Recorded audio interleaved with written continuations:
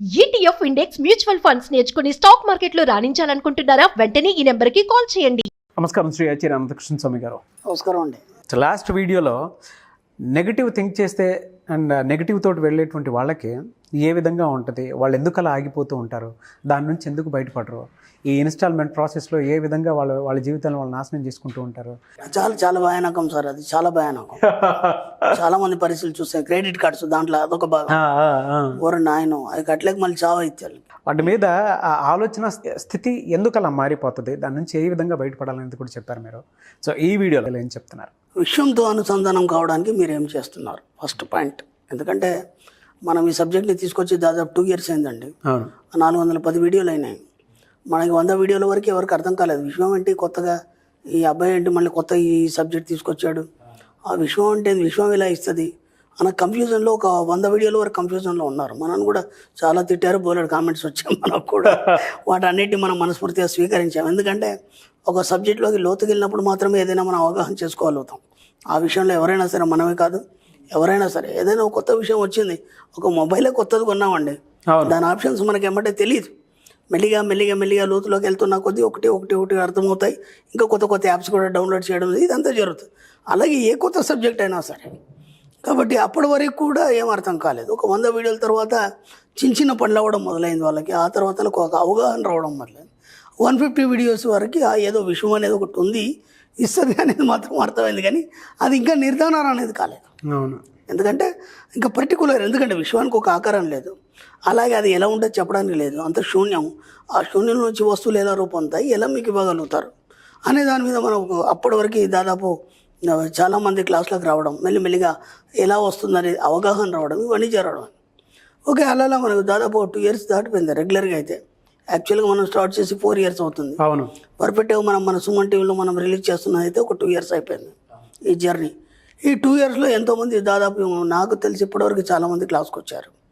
వచ్చిన తర్వాత కూడా ఇంకా వాళ్ళ పరిస్థితులు ఎందుకున్నాయి అలా, ఎందుకు ఇంకా మార్పు రాలేదు అంటే కొంతవరకు వచ్చింది. నేను ఎంతకుముందు కూడా ఎన్నోసార్లు చెప్పాను, మీరు నా క్లాస్కి వచ్చారు, కొన్ని అప్పులు నేను తీరిపోయినాయి, ఒక కారు కొన్నారు, ఒక ఇల్లు కట్టాలనుకోను, అది కాదు, అది లక్ష్యం కాదు, అది మన సబ్జెక్ట్ యొక్క లక్ష్యం కాదు.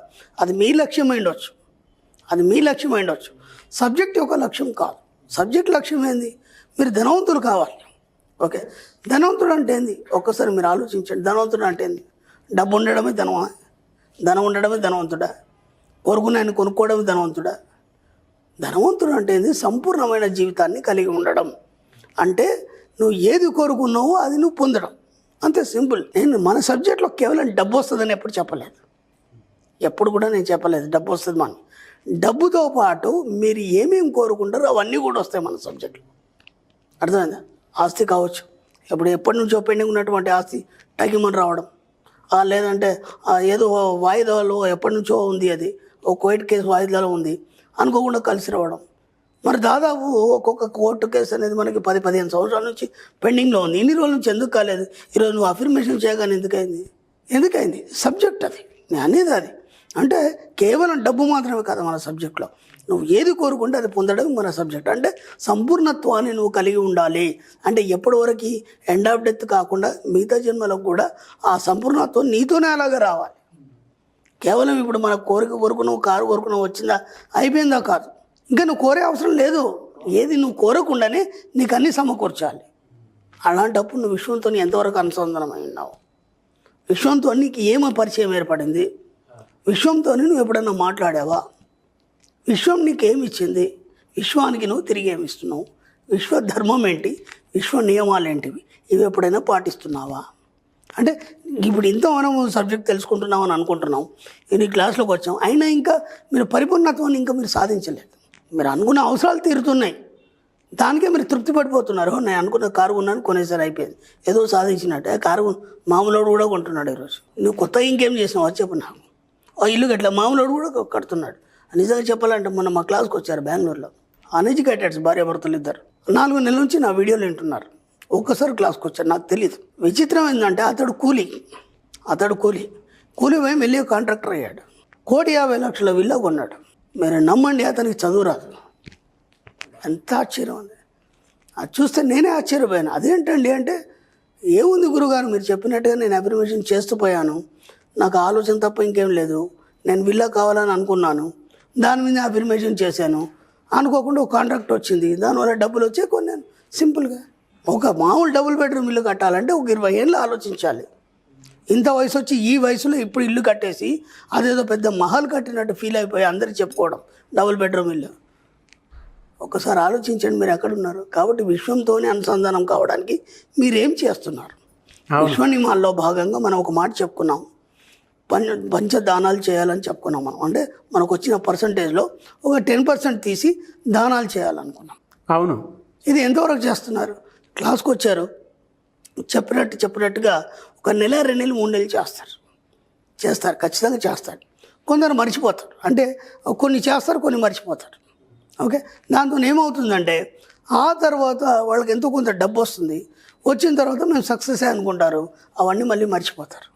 మళ్ళీ నా దగ్గరికి వచ్చినప్పుడు మీరు పంచదానాలు చేస్తున్నారా లేదా, 10% తీస్తున్నారా లేదా అన్నప్పుడు వాళ్ళకి గుర్తుకొస్తుంది, చాలా రోజులైందండి గోశాలకు డబ్బులు తీసి పెట్టాము, ఇద్దాం అనుకున్నాం కానీ వేయలేకపోయాం సార్, కష్టమే ఉన్నది, ఇద్దాం అనుకున్నాం వేయలేకపోయాం. వాటిని అలా పెండింగ్ పెడతారు. వాళ్ళు ఏమనుకుంటారంటే నేను తిరుపతి హుండీలో వేయాలి, నేను అన్ని జమ చేసుకుని ఒకటేసారి తీసుకొని వెళ్ళేస్తాను, ఓకేనా, లేదా నేను గోశాలకు ఇవ్వాలి, నేను గోశాలకు వెళ్ళినప్పుడు ఇస్తాను. అప్పటి వరకు ఏమైపోతుందంటే ఇవి జమ చేయడం వల్ల మీకు వర్క్ స్టక్ అయిపోతుంది. మీకు జరిగే కార్యక్రమాలు ఏవైతున్నాయో వాటిల్లో మీకు డిస్టర్బెన్స్ అనేది ఏర్పడుతుంది. ఓ 1000 రూపాయలు జమ అయినాయా ఏమంటే గోశాలకు పంపించండి, ఉండి కోసం కొంచెం జమ చేశారా ఎవరితోనో పంపించండి, లేదా మీరు వెళ్ళిపడిపోయేదే ఉంది. కానీ ప్రతి దగ్గర వీళ్ళు పెండింగ్ వేసుకుంటూ మీరు విశ్వంతో అనుసంధానం అయ్యారా లేదా అని బెరీజ్ చేసుకున్నప్పుడు ఇలా ఎన్నో మర్చిపోవడం జరుగుతుంది, ఎన్నో వాటిల్లో మీరు వెనక్కి తగ్గడం జరుగుతుంది. కాబట్టి మీరు విశ్వంతో సంధానం కాకుండా మీరు పరిపూర్ణత్వాన్ని పొందలేకుండా ప్రతి దగ్గర డిస్టర్బెన్స్ అనేది జరుగుతుంది మీ జీవితంలో. ఎందుకు విశ్వంతో మీరు అనుసంధానం కావాలంటే మీ యొక్క జీవితంలో పరిపూర్ణత్వాన్ని సాధించడం కోసం విశ్వ నియమాలు పాటించాలి, విశ్వ ధర్మాలు పాటించాలి. మనం ఎన్నోసార్లు చెప్పుకున్నాం ఏమనంటే ఒక మొక్కను కొట్టేయాలి, ఒక చెట్టును కొట్టేయాలి అన్నప్పుడు 10 మొక్కలు నాటాలి, ఆ 10 మొక్కలు కూడా చిగురించిన తర్వాతనే దీన్ని కొట్టాలి. అది రూల్, అది విశ్వధర్మంలో ఒక పద్ధతి. అది మీకు తెలియదు, అనుకోకుండా ఏదో అడ్డొచ్చేసింది అన్నారు, అందుకు కొట్టేశారా, లేదంటే ఏదో ఔషధానికి ఏదో అవసరం ఉందా వెళ్ళారా మొక్క పీక్కొచ్చారా కథం.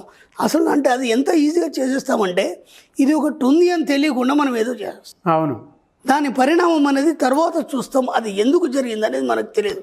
దీని మీద నేను గతంలో కూడా 2 వీడియోలు చేశాను. విశ్వధర్మాలు ఎలా ఉంటాయంటే మనకి ఇది నేను ఇలా ఎందుకు అయింది అనేది మీకు అర్థం కాదు.